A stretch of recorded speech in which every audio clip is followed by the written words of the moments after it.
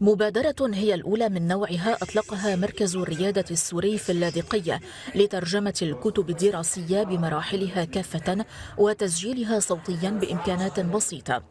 الهدف الأساسي هو تقديم المساعدة للمكفوفين من كافة الأعمار عبر الاستماع إلى المناهج الدراسية وحفظها والاطلاع على ما فيها من معلومات. المادة 51 هي مبادرة طلعت من حاجة مجتمع، من احتياج خاص عند جمعية المكفوفين، لأنه نحن أصلا كريادي سوري هي مؤسسة تعمل بالمسؤولية المجتمعية.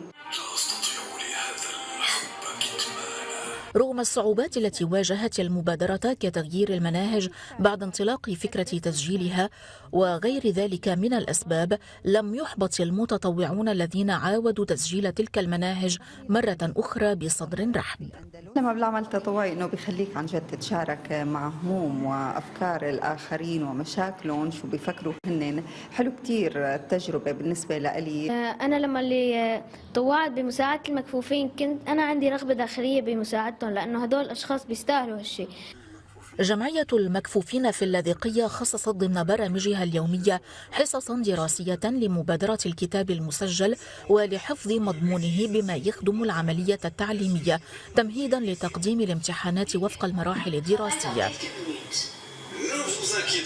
طبعا هلا الشباب بالجمعية بعد ما كان في تفاعل بهذا الموضوع قرروا إنشاء فريق أيضا ينضم لزيادة هذه المسألة وتوسيع دائرة التسجيلات.